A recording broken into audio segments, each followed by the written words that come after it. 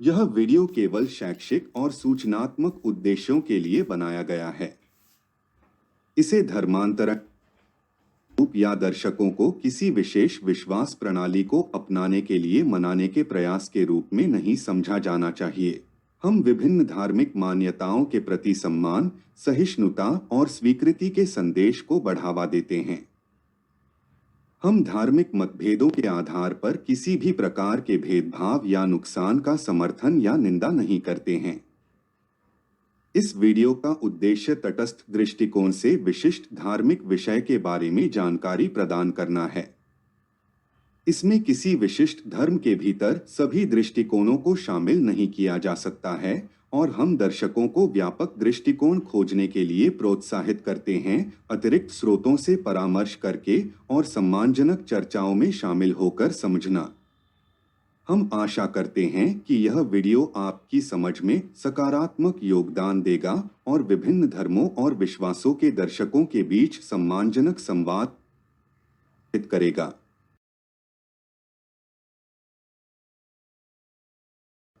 तो चलिए बिना समय बर्बाद किए वीडियो शुरू करते हैं। काफी समय पहले महाबली नामक एक राजा थे जो पटाला से थे। पटाला शब्द का अनुवाद पाताल लोक के रूप में किया जाता है। राजा महाबली को अन्य दो नामों से भी जाना जाता है, जैसे कि बाली, और दूसरा नाम इंद्रसेन के नाम से भी जाना जाता है। वह हिंदू धर्म में चित्रित एक दैत्य राजा हैं। वह प्रहलाद के पोते और ऋषि कश्यप के वंशज हैं। प्राचीन ग्रंथों में उनकी कथा के कई संस्करण हैं, जैसे कि शतपथ ब्राह्मण, रामायण, महाभारत और कई पुराणों में उनका उल्लेख है। हिंदू साहित्य के अनुसार उन्हें विष्णु के वामन अवतार द्वारा चिरंजीवी होने का आशीर्वाद दिया गया था, जिसका अर्थ है लंबी आयु और सुतल लोक में शासन करना। कहानी यह है कि केरल में शासन करने वाले राक्षस राजा महाबली को उनकी उदारता और दयालुता के कारण सभी प्यार करते थे। पौराणिक कथाओं के अनुसार दयालु राजा महाबली ने देवताओं को हरा दिया और तीनों लोकों पर शासन करना शुरू कर दिया। वह एक उदार और बुद्धिमान नेता थे, लेकिन देवता उनकी लोकप्रियता से असुरक्षित हो गए। इससे देवताओं को खतरा हो गया और उन्होंने भगवान विष्णु से आगे आकर उनकी मदद करने को कहा।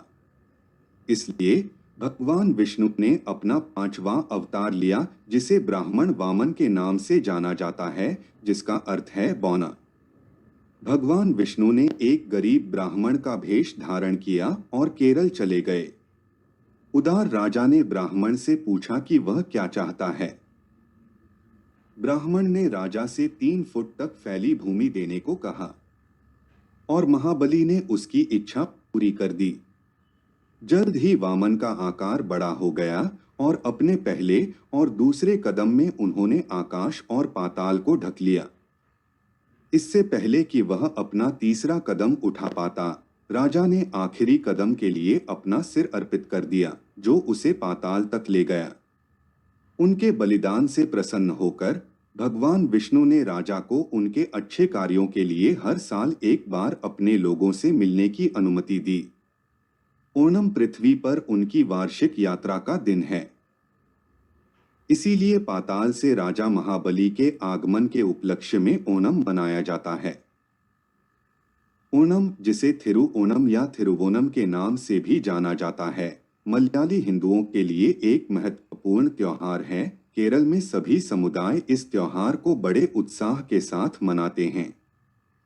ओणम एक फसल उत्सव है जो प्रसिद्ध राजा महाबल की राज्य में वापसी का जश्न मनाता है।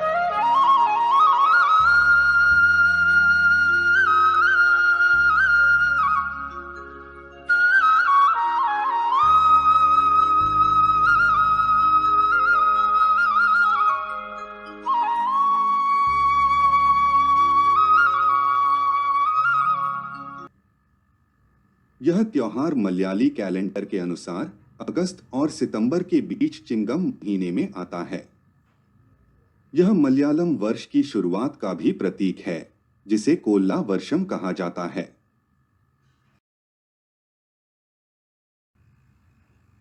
उत्तरी केरल में ओनापोट्टम, जिसे थेयम के नाम से भी जाना जाता है, घरों में जाकर ओणम के आगमन की घोषणा करते हैं।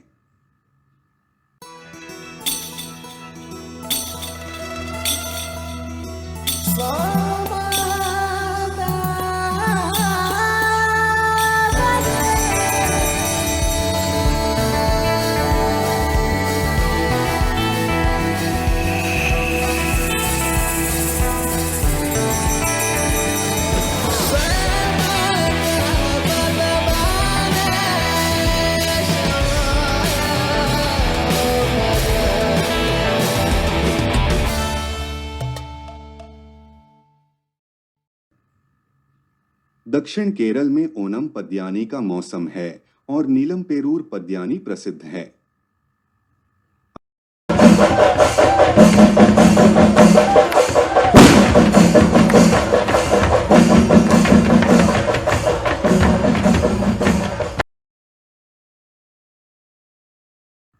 आइए ओणम के पहले दिन की शुरुआत के बारे में और जानें।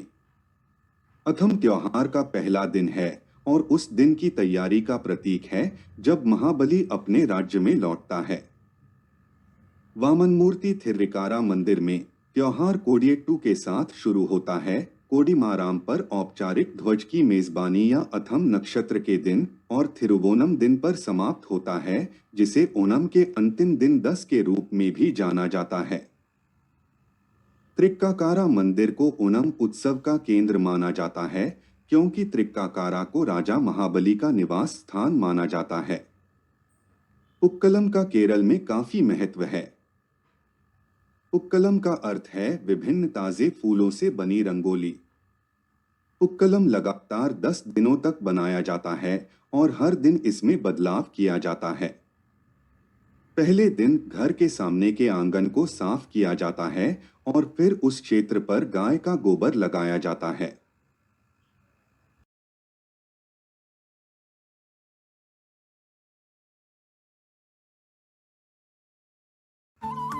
बीच में तुलसी के पत्ते रखे जाते हैं और थम्बप्पू, जिसे ल्यूकस के नाम से भी जाना जाता है, इसके चारों ओर रखा गया है।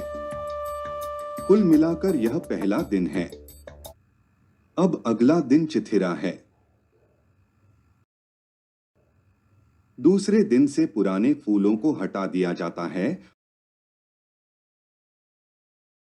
और मुक्कुट्टी, जिसे लज्जालू के नाम से भी जाना जाता है, को तुलसी और थुम्बापू के साथ पुष्प व्यवस्था में जोड़ा जाता है।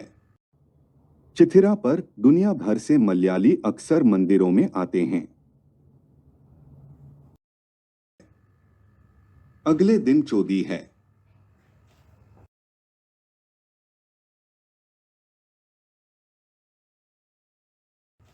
लाल फूलों का उपयोग किया जा रहा है, जैसे चेथी, जिसे रुक्मिणी भी कहा जाता है, और चेम्बरथी, जिसे गुड़हल भी कहा जाता है, आमतौर पर उपयोग किया जाता है। आमतौर पर गुड़हल के फूल की पंखुड़ियां निकालकर रख दी जाती हैं, जबकि गुच्छे से निकालकर इसमें चेथी मिला दी जाती है। तुलसीपू और थुम्बापू जैसे फूलों को पुष्प व्यवस्था के कोनों पर रखा जाता है। इनमें फूल अर्धवृत्ताकार आकार में लगे होते हैं। जैसे जैसे दिन बीतेंगे, फूलों का उपयोग करने वाला नया चक्र जोड़ा जाएगा।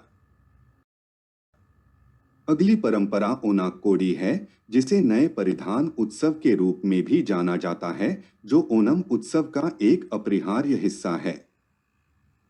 नए कपड़े पहनना और अपने प्रियजनों को ओनाक्कोडी उपहार देना ओणम परंपराओं का एक अनिवार्य हिस्सा है। ऐसा माना जाता है कि पूर्व राजा महाबली के स्वागत के लिए व्यक्ति को नए कपड़े पहनने चाहिए। पुरुष मुंडू खरीदना चुनते हैं। मुंडू मूल रूप से कपड़े का एक साधारण टुकड़ा है जो दक्षिण पश्चिमी भारत के राज्य केरल का पारंपरिक परिधान है, जबकि बच्चे पट्टू पावड़ा पसंद करते हैं और महिलाएं कसावी साड़ी पहनना पसंद करती हैं। कसाबी साड़ी केरल की परंपराओं और संस्कृति का एक अनूठा प्रतीक है। कासाबू शब्द इस्तेमाल की गई सोने की पट्टी की ओर इशारा करता है। साड़ी इस खूबसूरत राज्य के प्राकृतिक रंगों और महत्वपूर्ण परंपराओं का प्रतीक है।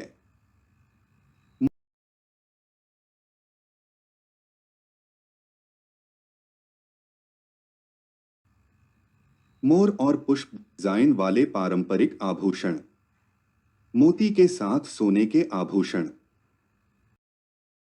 अगले दिन विशाखाम है।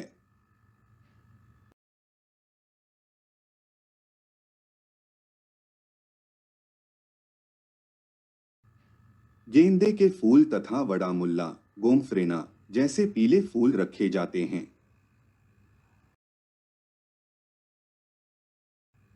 चौथे दिन मलयाली अपने घरों में मौसम की पहली फसल का भंडारण करके ओनासाद्य की तैयारी शुरू करते हैं।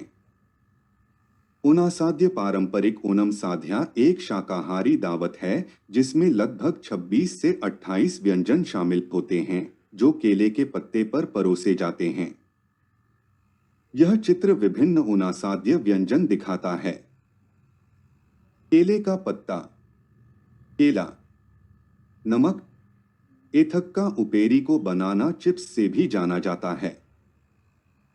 शारकारा व्रती, पुली इंजी, मंगा अचार, पुली वड़ा, चुकंदर पचड़ी, पत्ता गोभी थोरन, वरुथराचा सांबर, मालाबार लाभ, उरुलाई पट्टानी, ओलान और केरल परंपरा के कई अन्य व्यंजन शामिल हैं।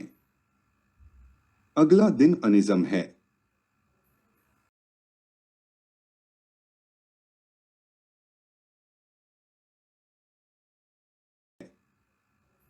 पांचवें दिन पुराने फूलों को हटा दिया जाता है और मिट्टी का उपयोग करके एक गोलाकार मंच तैयार किया जाता है।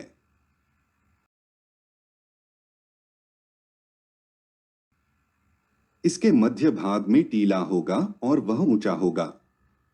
इसे लगाने के बाद गाय के गोबर से एक प्रकार की लिपाई की जाती है। इस संरचना को पूपाड़ा कहा जाता है।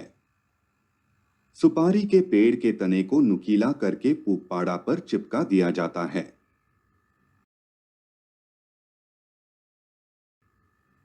इस पर हाथी रतालू या केले का तना चिपका दिया जाता है। बाद में गुड़हल और मंजक कोलाम्बी जैसे फूलों को नारियल के पत्तों की पसलियों पर लपेट दिया जाता है।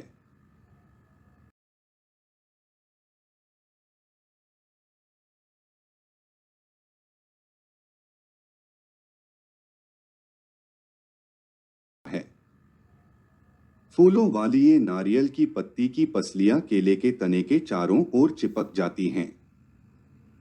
जैसे जैसे दिन बीतते हैं, ऐसी सजावटों की संख्या बढ़ती जाती है।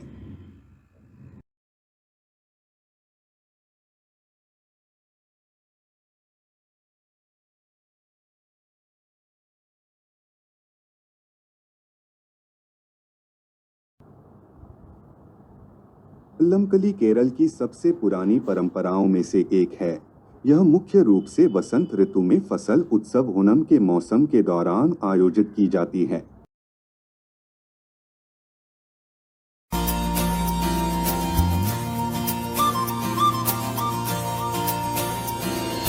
കുട്ടനാടൻ പുഞ്ചയിലേ കൊച്ചു പെണ്ണെ കുയിലാളേ ഒട്ടു വേണം കുഴൽ വേണം കൂരവ വേണം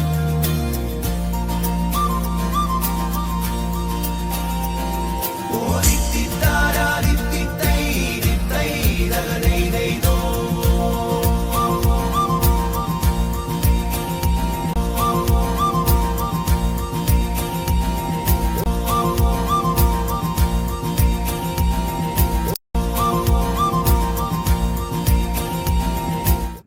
अगले दिन त्रिकेट्टा है।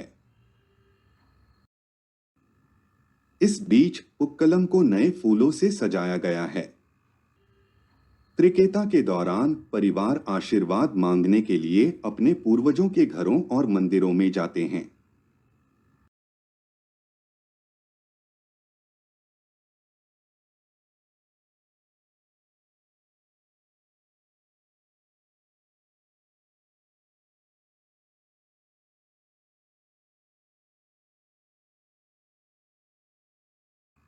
अगले दिन मूलम है। इस बीच पुक्कलम को नए फूलों से सजाया गया है। इस दिन से कोच्चि के सभी मंदिरों में ओनासाद्य चढ़ाया जाता है।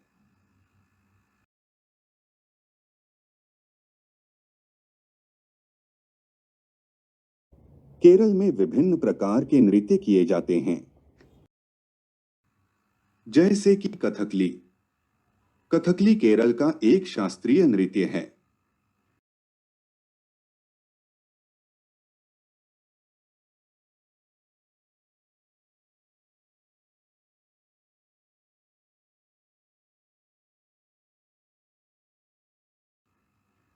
कथकली के पात्र बोलते नहीं हैं और कहानी को पृष्ठभूमि से गीतों के माध्यम से प्रस्तुत किया जाता है। यह कथकली संगीत को इस कला रूप का एक बहुत महत्वपूर्ण घटक बनाता है।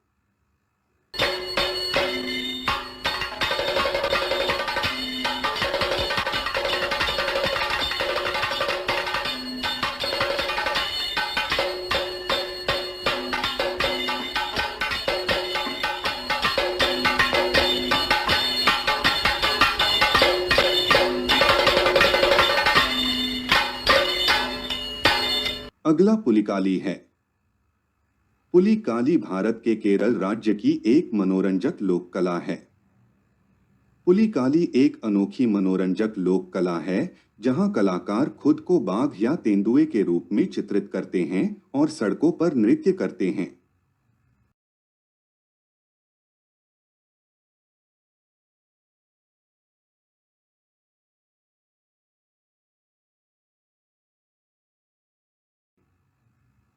अगला कैकोट-टिकली है। कैकोट-टिकली केरल के हिंदू लोगों के बीच एक प्रसिद्ध नृत्य शैली है। मलयालम त्योहार ओणम के दौरान कैकोट-टिकली नृत्य ज्यादातर महिलाओं द्वारा किया जाता है। प्रचुर मात्रा में फसल की स्मृति में ओणम के दौरान पुरुषों और महिलाओं दोनों द्वारा इसका अभ्यास किया जाता है। यह नर्तकियों द्वारा हाथों की ताली बजाने को संदर्भित करता है और यह केरल में महिलाओं द्वारा किया जाने वाला एक लोकप्रिय नृत्य है। പോലി പോലി പൂവേ നല്ലൊരോണമുണ്ടല്ലോ പോന്നു വരുന്നു ഓണമുണ്ടല്ലോ പോന്നു വരുന്നു പോലി പോലി പൂവേ നല്ലൊരോണമുണ്ടല്ലോ പോന്നു വരുന്നു ഓണമുണ്ടല്ലോ പോന്നു വരുന്നു। ओणम में कई अन्य खेल भी होते हैं, जैसे कि तलपंथुकली, थलपंथुकली, जिसे थलमपंथु या ओनापंथु के नाम से भी जाना जाता है, ओणम उत्सव के एक भाग के रूप में बच्चों और वयस्कों द्वारा समान रूप से खेला जाने वाला एक लोकप्रिय खेल है। खेल में एक गेंद शामिल होती है जिसे पंथु भी कहा जाता है, जिसे थाला के ऊपर फेंकना होता है, जिसका अर्थ है सिर। खिलाड़ियों को दो टीमों में विभाजित किया गया है। एक टीम गेंद फेंकती है जबकि दूसरी पहरा देती है। प्रत्येक टीम में 7 खिलाड़ी शामिल हो सकते हैं। अगला गेम कायंकाली है। कायंकाली एक युद्ध और अत्यंत हिंसक खेल है। शक्तिशाली पुरुष इसे ओणम के अवसर पर खेलते हैं। कायंकाली खेलने के लिए पुरुष बिना किसी हथियार का उपयोग किए एक से एक लड़ते हैं और शक्तिशाली व्यक्ति जीत जाता है। अगला गेम अट्टाक्लम है। अट्टाक्लम ओणम के अवसर पर खेला जाने वाला दूसरा युद्ध खेल है। पहला है कायंकाली अट्टाक्लम दोनों में से कम खतरनाक और आक्रामक है। दोनों लड़ाइयों के बीच दूसरा अंतर यह है कि जहां अट्टाक्लम एक समूह में खेला जाता है, वहीं कायंकाली अकेले खेला जाता है। अट्टाक्लम के लिए शक्ति, निपुणता और बहुत अधिक अभ्यास की आवश्यकता होती है। खिलाड़ी लड़ाई के विभिन्न दौरों में आक्रामक और रक्षात्मक होते हुए एक दूसरे से लड़ते हैं और एक दूसरे को चकमा देते हैं।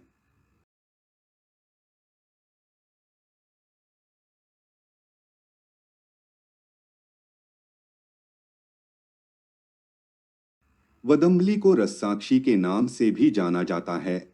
यह केरल में ओणम समारोह के दौरान देखा जाने वाला एक लोकप्रिय मनोरंजन खेल है जहां ताकत होती है, दो समूहों का परीक्षण किया जाता है।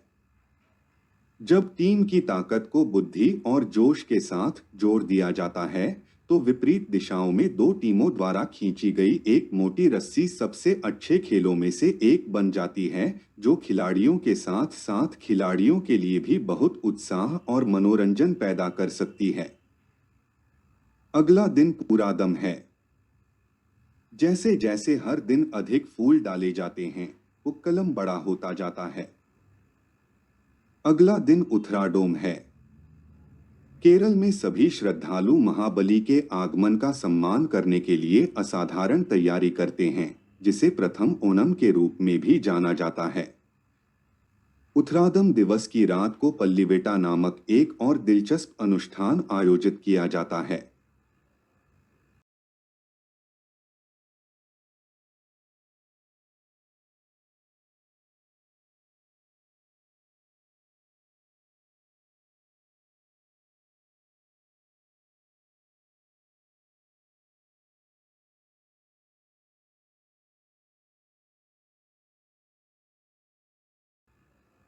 अंतिम दिन थिरुवोणम है। थिरुवोणम 10 दिवसीय उत्सवों में सबसे महत्वपूर्ण दिन है क्योंकि यह ओणम उत्सव के पूरा होने का प्रतीक है।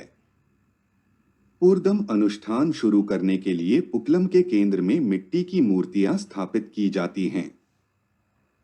किंवदंती के अनुसार महाबली को उस इशारे से हर घर में आने का निमंत्रण दिया गया था।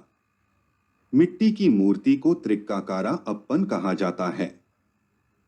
यह अनोखी संरचना भगवान विष्णु के अवतार वामन का प्रतिनिधित्व करती है।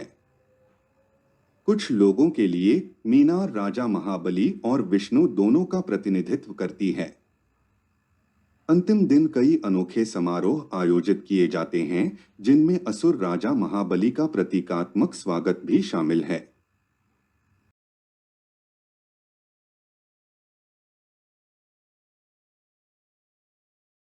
हाथियों को खूबसूरती से सजाया जाता है।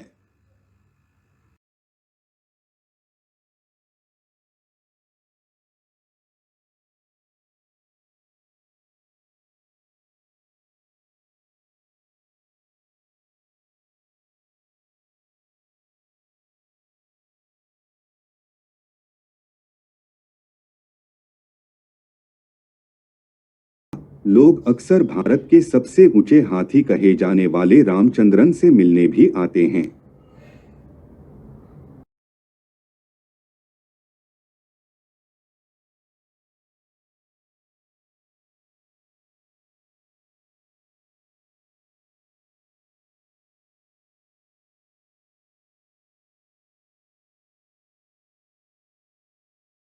इस हाथी को रामचंद्रन या रमन दो नामों से पुकारा जाता है। जो बात संदेह से परे है वह यह है 10.53 फीट लंबा है। वह एक नर हाथी है। उसका वजन लगभग 6 से 7 टन है और हर साल उसका वजन बदलता रहता है। रामचंद्रन बाईं आंख से अंधे हैं। जब रामचंद्रन मौजूद होते हैं तो मंदिरों में अधिक लोग आते हैं।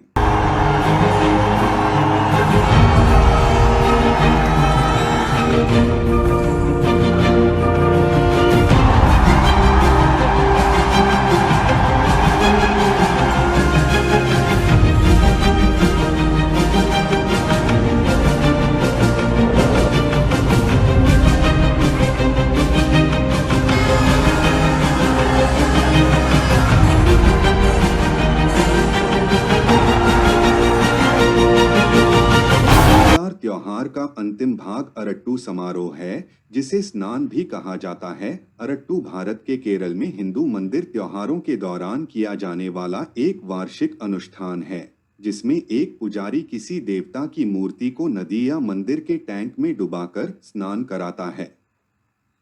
यह मुख्य रूप से मंदिर उत्सव के अंत में किया जाता है।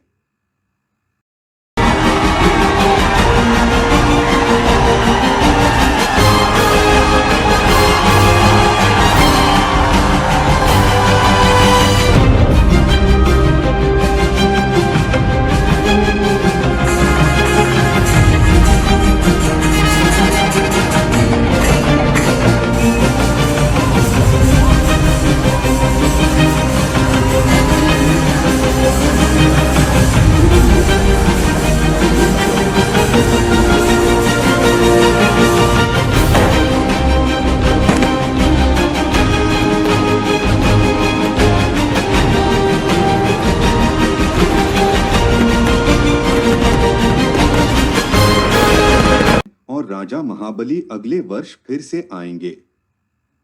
मैंने ओणम के बारे में हर विवरण प्रस्तुत करने की पूरी कोशिश की है। अगर मुझसे कुछ छूट गया हो तो उसके लिए क्षमा करें। आप मुझे कमेंट कर सकते हैं कि मुझसे क्या छूट गया है। जल्द ही अगले वीडियो में मिलते हैं और आशा करते हैं कि आपका दिन अच्छा रहेगा।